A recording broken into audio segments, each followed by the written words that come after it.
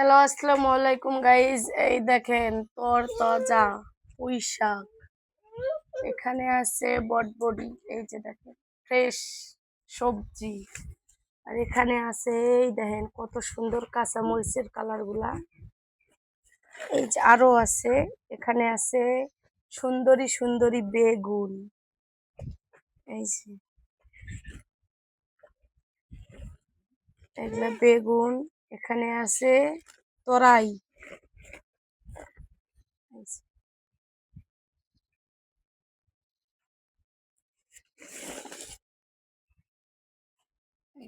তরাই, তারপরে আছে শসা।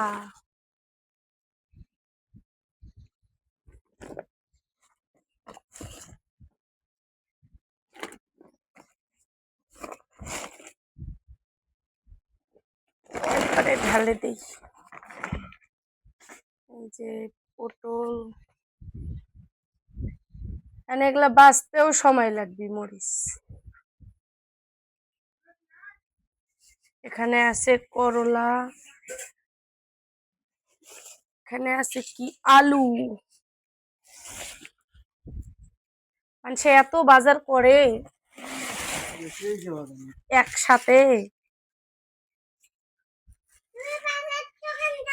10 টাকার 10 টাকা করে জিনিস কিনি। পাচ্ছি তো ওই জন্য হয়েছে নাকি মাইসের বাজারই জোটে না, তো না করাই ভালো।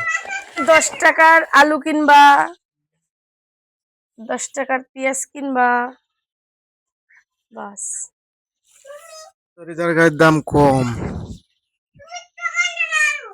কাঁচামরিচ 25 টাকা কেজি, বেগুন 30 টাকা, তরাই 20 টাকা, পটল 20 টাকা, পটল এত আনছো কেন? করলা 20 টাকা, শসা 20 টাকা। সব জিনিসের দাম কম। পেঁয়াজ 30 টাকা কেজি, আলুর দামটা বাড়বে 80 টাকা 90 টাকা যারা নিল। 5 কেজি ঈদের আগে কিনলে কি এলা? ঈদের আগে পোকা ছিল আলুতে। আজন গরু খিলবে নিয়ে এলা, ওগুলা তো ভালো আছে আলু। আর ঈদের আগে পোকা আসলে এমনি পোকা নাই, এগুলো তো আগেরই আলু।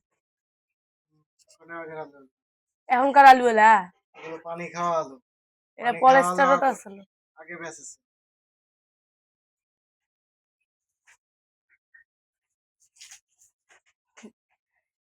জেলা কোন বাঁচতে হবি উঠতে হবি। তো আজকে পুঁই শাক খামো না বটবডি খামো না তরাই খামো না বেগুন খামো না পটল খামো না করলা খামো।